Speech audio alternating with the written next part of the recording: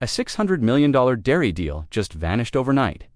Not because of inflation, not because of an economic collapse, but because, for African nations, said one simple word: no, for American dairy farmers from Wisconsin to Minnesota. This wasn't just a business setback. It was a generational shock that threatens to send ripples through supermarkets all across the nation. The collapse began quietly. There were no breaking news alerts, no official announcements from Washington. Just silence, followed by a wave of confusion spreading across American dairy farms. Kenya said no. Nigeria said no. South Africa said no. Ethiopia said no. And each rejection carried the exact same message: we're choosing our own dairy producers first. This is a huge blow because U.S. dairy farmers had already started expanding their operations based on this deal. New barns were built, herds were increased, loans were taken out. Entire business plans were hinged on African markets that suddenly disappeared into thin air. One Wisconsin farmer told us, "We were counting on that deal. We've been supplying Africa since my father's time." How do we lose everything overnight? The emotional toll is immediate. The economic consequences might take longer to see, but they could be even more widespread. When major export markets vanish, it can lead to a domestic oversupply, which, counterintuitively, can sometimes drive prices up for American consumers in the long run. But to understand why this happened, we need to look at what's been building inside Africa for years. In Kenya's highlands, local dairy cooperatives have watched imported products fill their supermarket shelves, while their own milk spoiled on roadsides because they lacked processing facilities. But recent government investments in local processing plants gave farmers something they hadn't felt in years: hope.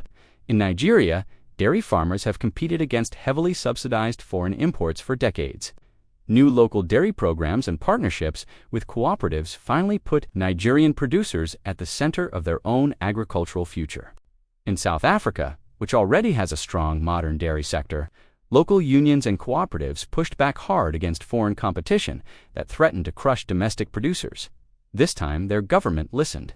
And in Ethiopia, a country building its dairy capacity almost from scratch, the choice was clear: stay dependent on others or grow their own industry. They chose local empowerment. This isn't just about economics. This isn't about rejecting America. It's about Africa reclaiming its agricultural future. For decades, African farmers watched foreign products dominate their markets while their own production struggled. They felt overlooked, undervalued, and invisible in their own economies.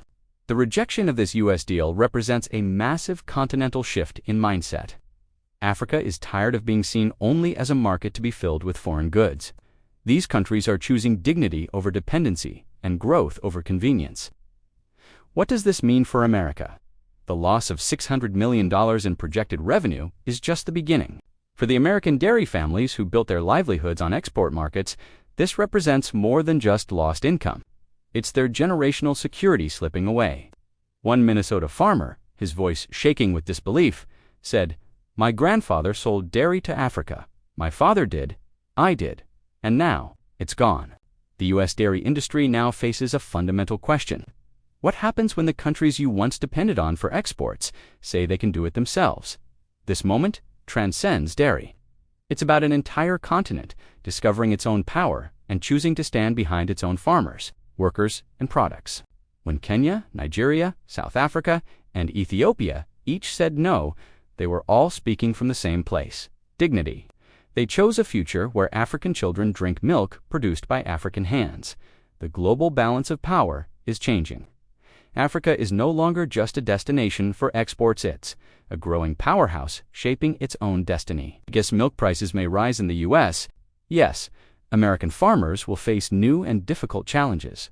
Yes, there may be some tensions, but beneath all of that, something much deeper is happening. For the first time in decades, countries that were once dependent on American agricultural exports are standing up and saying, "We can do this ourselves."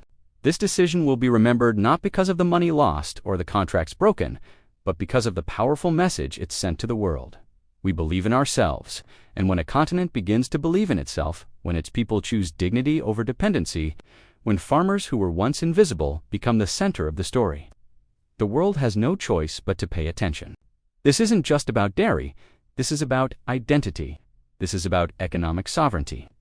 This is the beginning of a new chapter in global trade, and both Africa and America are still writing the ending. Thanks for watching. If you found this story insightful, make sure to subscribe for more deep dives into the global issues that shape our world.